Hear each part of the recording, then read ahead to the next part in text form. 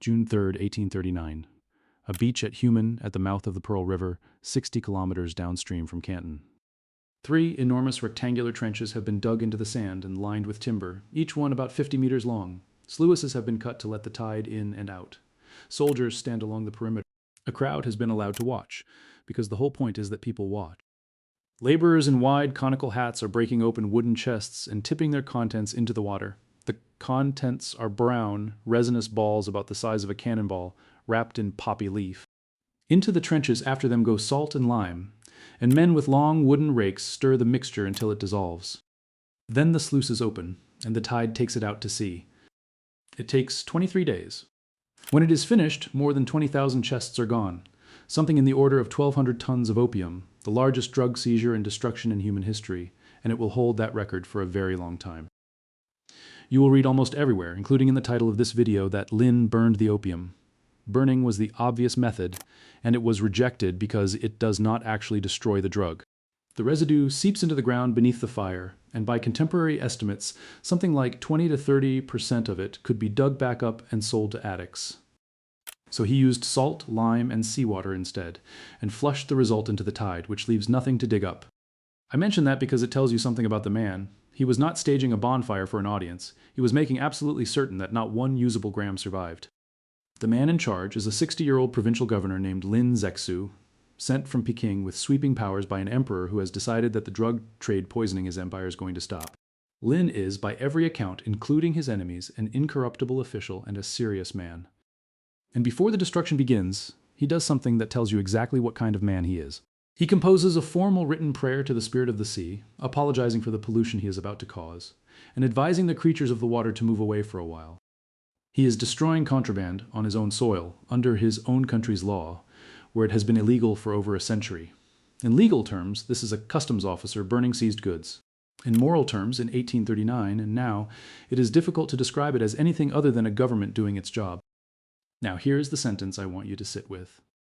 3 years and 2 months later, on the 29th of August 1842, aboard a British warship anchored in the Yangtze, representatives of the Chinese Empire signed a treaty.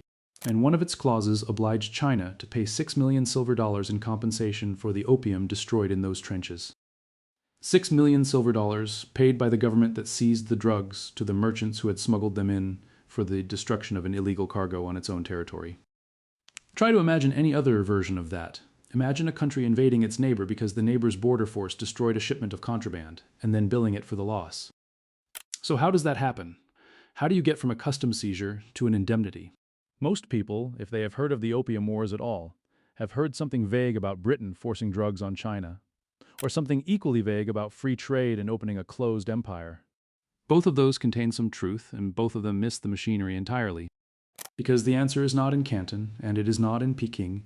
It is in a piece of paper signed 10 weeks before the trenches were dug, by a mid-ranking British civil servant who was, in his own mind, trying to prevent a war. This is the history you were not taught.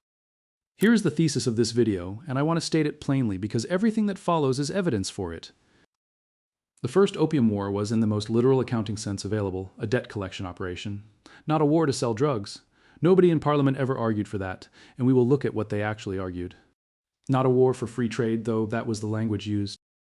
It was a war fought because a debt of roughly £2 million had been created in writing in the name of the British Crown on the 27th of March 1839, and because the British Treasury refused to pay it, and there was precisely one other party in the world who could be made to. Everything else, the honor, the insult, the flag, the civilizational mission, is the receipt that got written afterwards. To understand how that debt came to exist, you have to start with the thing Britain was actually addicted to. It was not opium, it was tea. By the beginning of the 19th century, tea had stopped being a luxury in Britain and become an institution. It was drunk in factories and workhouses. It was the fuel of the industrial working day. And every leaf of it came from China. There was no Indian tea industry yet. That comes later, and it comes precisely because of this problem. Now here is the part that turns a beverage into state policy. The British government taxed tea heavily, and that tax was one of the largest single things holding up the public finances. Through much of the 18th and 19th centuries, the duty on tea supplied close to a tenth of all British government revenue. Read that again. £1 in every 10 collected by the British state came from a leaf grown exclusively inside another empire. One that Britain did not control and could not coerce. That is a strategic dependency of a kind that would keep any modern treasury awake at night. And it got worse because of how the Chinese wanted to be paid. Trade with China ran through a single port, Canton, under a system of tight regulation. Foreign merchants could not enter the interior, could not deal with officials directly, and could only trade through a licensed guild of Chinese merchant houses called the Kohong. They lived in a strip of warehouses called the factories outside the city walls, and in the off-season they were expected to leave. This is usually presented in British accounts as absurd and humiliating. It is worth noting that it was, from Peking's point of view, an entirely rational containment policy, and that it worked for a century and a half. The problem was the balance. Britain wanted tea, silk, and porcelain. China, at that point the largest manufacturing economy on earth, wanted essentially nothing Britain made. British woolens did not sell in Canton. British ironmongery did not sell in Canton. So Britain paid in the only thing that was universally accepted, silver. For decades, silver flowed east and never came back. Ship after ship carried bullion to Canton and returned with tea. It was a permanent, structural, one-directional drain of the hardest money in the world out of the British economy and into Chinese vaults. And every economist, merchant, and minister in London understood that this could not continue forever. They needed to find something, anything that the Chinese market would buy in quantity. They found it growing in a river valley in Bengal. If you have seen the previous video on the East India Company, you know how Britain came to own Bengal through a battle in 1757, and then through a document in 1765 called the Diwani, which handed a London corporation the right to collect the land. Tax of 30 million people. What that corporation also acquired, along with the tax base, was the poppy fields, and in 1773, the company made the opium trade of Bengal a state monopoly under its own control. The system it built was a marvel of vertical integration, and it was run like a government department, because it was one. Indian cultivators were licensed and advanced money to grow poppy. The raw opium was delivered to company factories at Patna and Gazipur, where it was processed to a standard strength and packed into chests of about 60 kilograms, each one stamped and graded. Then those chests were taken to Calcutta and sold at public auction. And this is the critical detail that changes everything, so hold on to it. At the auction, the East India Company's involvement stopped. It did not ship the opium to China. It did not sell the opium in China. It sold it in India, legally, to private British and Indian merchants, and what those merchants did next was formally none of its business. Those private traders, the great names of the China coast, Jardine Matheson, Dent and Company, and dozens of smaller houses, carried the chests to the Chinese coast in fast-armed clippers. They did not sail into Canton because opium was illegal in China and had been since 1729, with the prohibition tightened in 1799.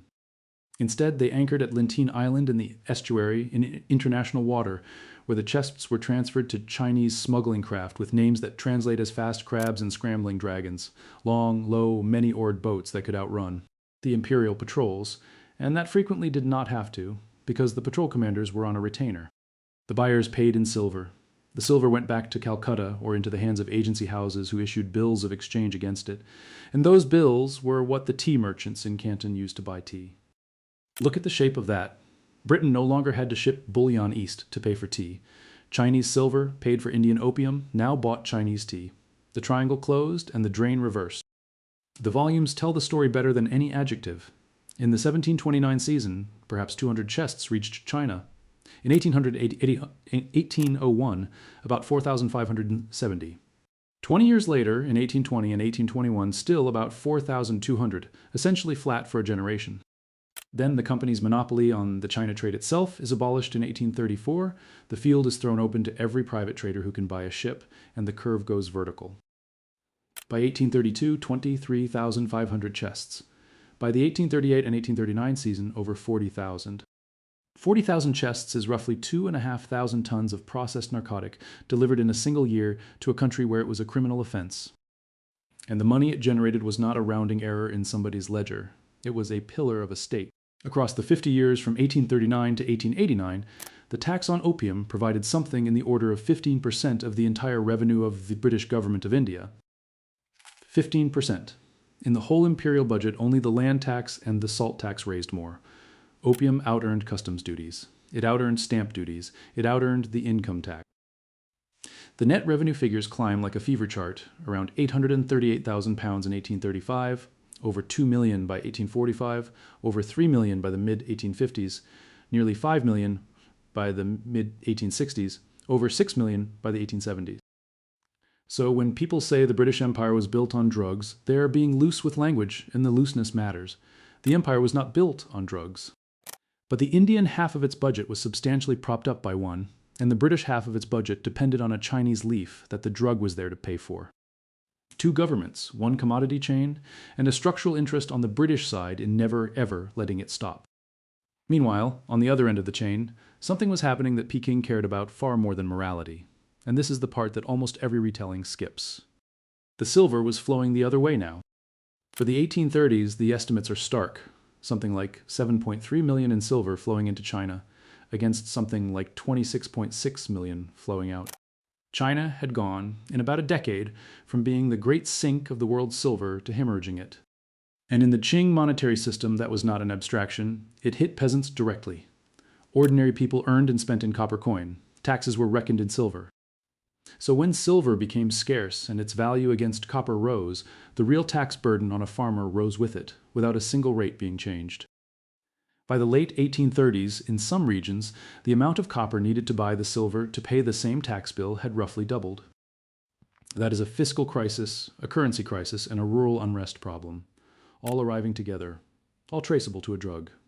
And that is why the imperial court finally moved, not because a bureaucrat read a moral tract, but because the empire's tax base was being drained through a hole in the coast at Canton. But here's the thing that gets left out, and it complicates the story in a way that I think makes it better. Peking's first instinct was not prohibition. In 1836, the court held a serious, documented policy debate about whether to legalize opium and tax it.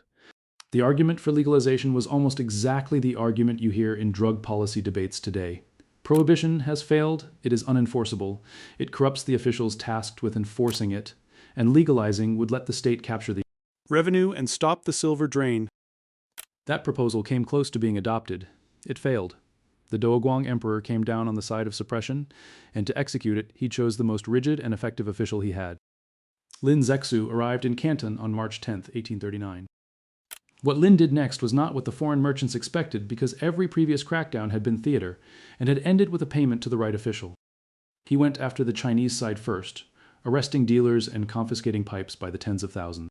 Then he turned to the foreigners and issued a demand of total simplicity: surrender every chest of opium in your possession, and sign a bond promising never to bring more on penalty of death.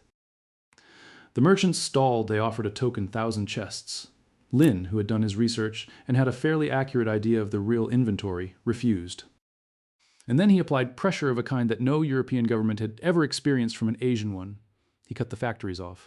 He withdrew the Chinese servants, stopped the supply boats, ringed the compound with troops and boats, and confined roughly 350 foreigners inside their own warehouses. Note what he did not do. He did not arrest anyone. He did not seize anything by force. Nobody was hurt. He simply closed the door and waited, and let a group of the wealthiest merchants in Asia cook their own dinners for 6 weeks. Into this walks the man who is about to change everything, and almost nobody has heard of him. Charles Elliot was the British superintendent of trade in China. He was a naval captain by background, a nephew of an earl, and this is genuinely important. He personally loathed the opium trade. He had written to London describing it in terms of moral disgust. He was not a merchant, he was a crown official with a small budget and no fleet, whose job was to protect British subjects. And he arrived at the blockaded factories to find several hundred of those subjects locked in and an imperial commissioner who was not going to blink. So on March 27, 1839, Elliot issued the order that made the war.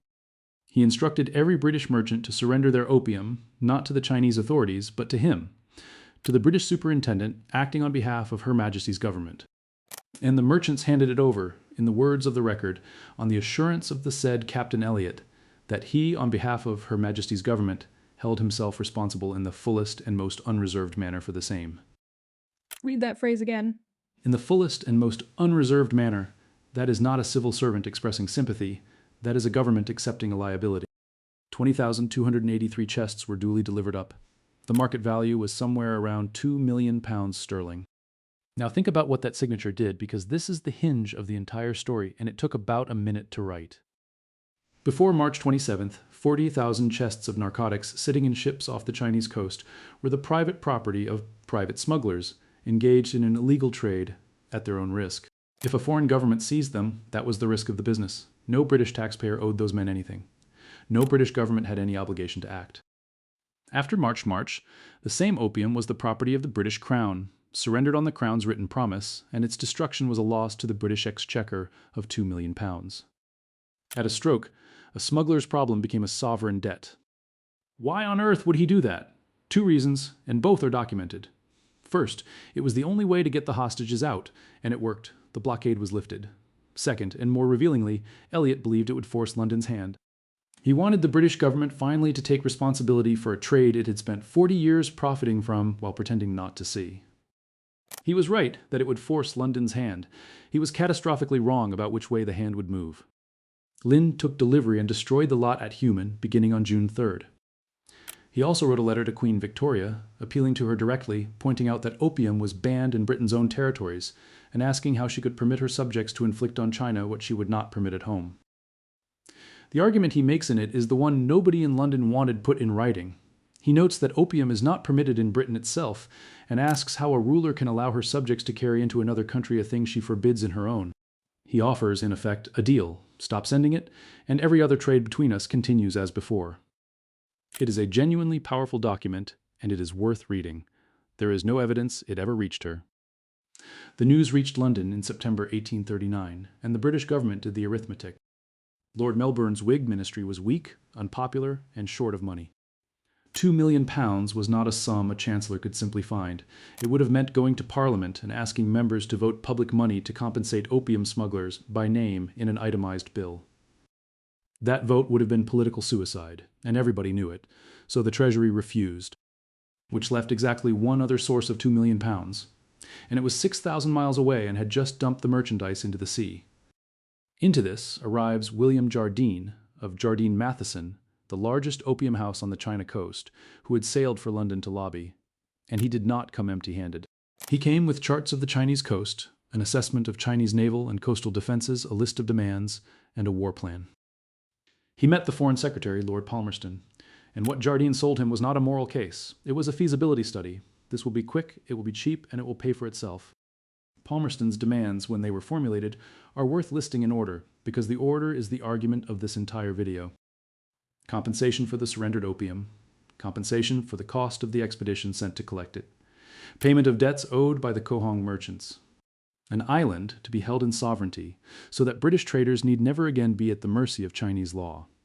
And an end to the Canton system. Every single one of the first three is a line item. This is an invoice with a fleet attached. And now the part that surprises people most because it cuts against the cartoon version. The British Parliament was not united on this.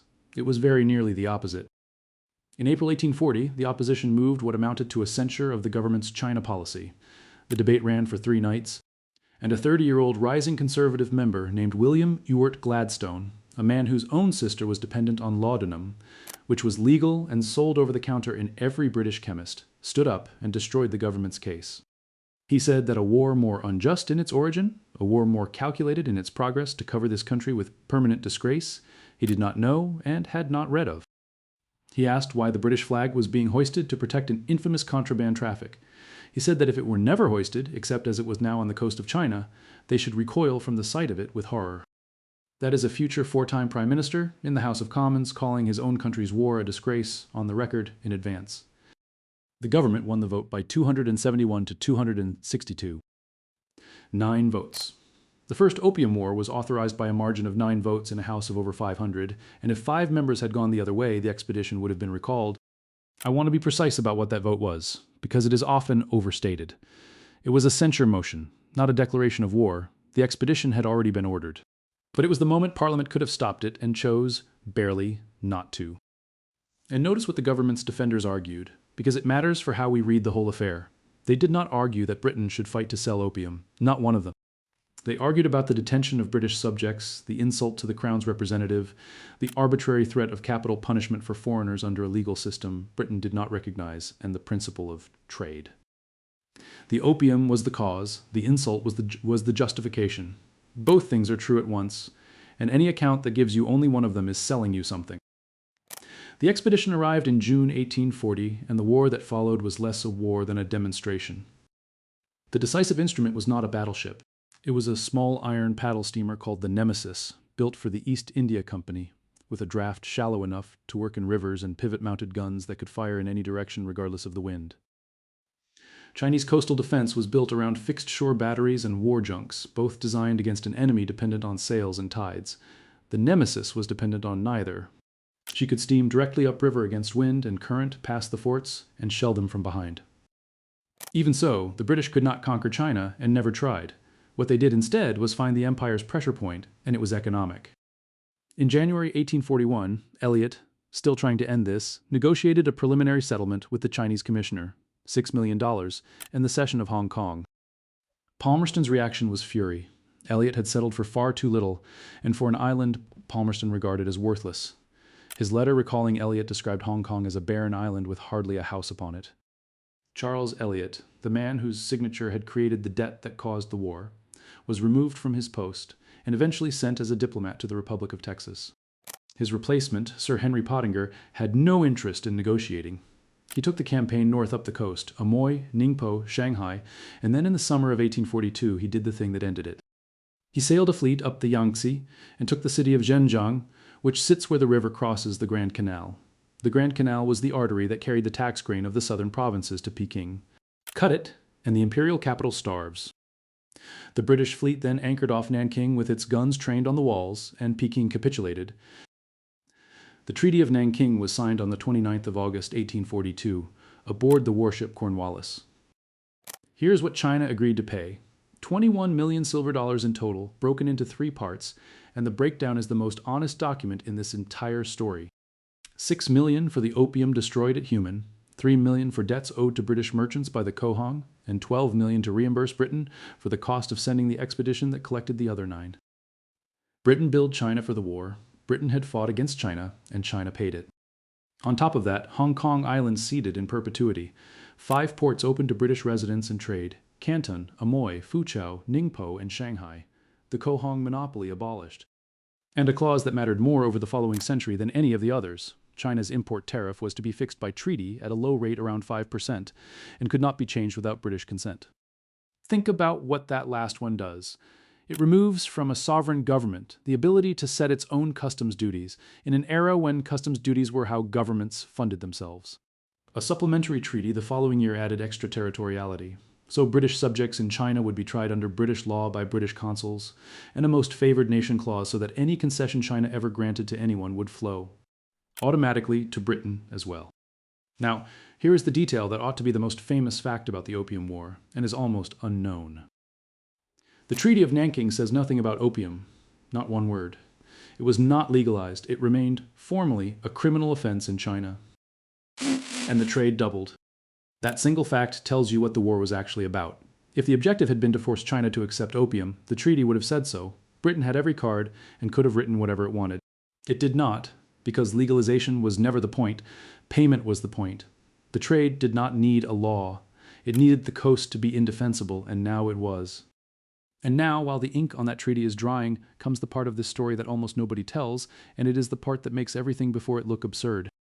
Remember why the whole machine existed? Britain needed opium because Britain needed silver, and Britain needed silver because Britain needed tea, and Britain needed tea because 1/10 of the government's revenue was a tax on it. Every chest that ever went to Linton Island traces back to that one dependency. In 1848, the East India Company decided to end the dependency by stealing the plant. The man they sent was a Scottish botanist named Robert Fortune.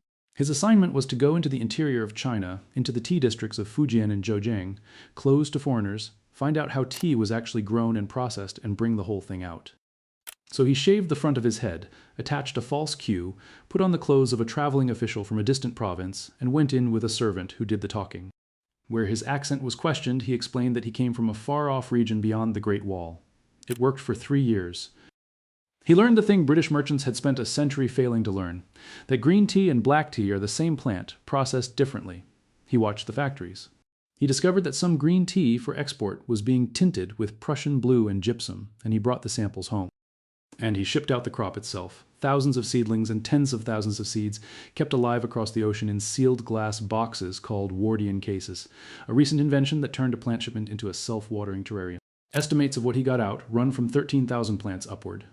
Alongside a group of experienced Chinese tea workers, recruited on contract to teach the process at the other end. The destination was the Himalayan foothills of British India, Assam, Darjeeling. Within a generation, Indian tea had taken over the British market and China's monopoly on the leaf. The monopoly that had drained British silver for 150 years, that had made the opium trade commercially necessary, that had made the entire triangle run, was simply gone. Consider that sequence. Britain fought a war to protect the drug trade that paid for the tea, and then, within 6 years of winning it, removed its own need for the tea. The structural problem that justified everything was solved by a botanist in a false pigtail, and it could have been attempted at any point in the preceding century. That is not an argument that the war was unnecessary. It is something worse. It is a reminder that the necessity everyone invoked was a choice that nobody had bothered to examine. 14 years later, Britain came back for the rest. The Second Opium War, from 1856 to 1860, was triggered by an incident of almost comic thinness, the boarding by Chinese officers of a Chinese-owned ship called the Arrow, whose British registration had expired, and this time France came too. The Treaty of Tientsin in 1858 opened more ports, permitted foreign legations in Peking, allowed missionaries into the interior, and finally did the thing Nanking had not. It legalized opium. Under the tariff schedule, imported opium would pay a duty of 30 taels per picul. And with that, the drug stops being contraband and becomes a line in a customs schedule. 60 years of smuggling, 2 wars, and the endpoint is a tax rate. When Peking tried to stall on ratifying, the war resumed. In October 1860, Anglo-French forces entered the capital, and on the order of the British High Commissioner they burned the Yuanming Yuan, the old summer palace, a complex of hundreds of buildings and one of the great collections of art on earth, over 2 days, in reprisal for the torture and killing of a captured delegation. The Convention of Peking that followed added 8 million taels of indemnity to Britain and 8 million to France, and ceded the Kowloon Peninsula. And then comes the mechanism that outlasted everything, and if you have watched the video on the Ottoman debt, you will recognize it instantly. China now owed indemnities it could not easily pay, and its treaty-fixed customs revenue was the only reliable stream it had. So an institution grew up to make sure that stream was collected properly, the Imperial Maritime Customs Service. It had started improvised in Shanghai in 1854, and after the treaties, it was systematized. Chinese customs duties in Chinese ports collected under the direction of foreign inspectors, most famously an Ulsterman named Robert Hart, who became Inspector General in 1863 and ran it from China for the next 45 years, holding the office, until his death in 1911. Now, this is where I have to be fair because the customs service is genuinely complicated. It was efficient and famously clean in an administration riddled with corruption. Hart was loyal to his Chinese employers, often against British interests. It built lighthouses, charted the coast, and ran the postal service. Chinese reformers valued it. But look at the structure, not the personalities. A foreign-directed body collecting a sovereign state's principal revenue, pledged in advance to foreign creditors under a tariff that state could not set. That is the same instrument the European powers imposed on the Ottoman Empire in 1881, and on Egypt before that. Same architecture, different coastline. The Chinese Maritime Customs Service ran under foreign inspectors general until the 1940s. It outlived the Qing dynasty by nearly 40 years. Now, I want to be careful here because this is a subject where the story usually collapses into a cartoon, and the cartoon is wrong in both directions. First, this was not the British nation acting as 262 members of Parliament voted against it. Gladstone denounced it. The Society for the Suppression of the Opium Trade campaigned for decades. Missionaries wrote furious pamphlets, and the argument never went away in British public life. The 1893 Royal Commission on Opium produced a whitewash, but the pressure continued, and in 1907 Britain finally signed an agreement to wind the India-China trade down, which it substantially did over the following decade. Second, China was not simply a passive victim, and treating it as one removes the agency of everyone involved. The imperial court seriously considered legalizing and taxing the drug in 1836, and only narrowly decided otherwise. Chinese officials up and down the coast were paid to look away. Chinese merchants distributed it, Chinese boats carried it, and by the 1880s, domestic Chinese poppy cultivation had grown so large that homegrown opium exceeded imports, taxed by Chinese provincial governments who had come to rely on the revenue exactly as the Indian government had.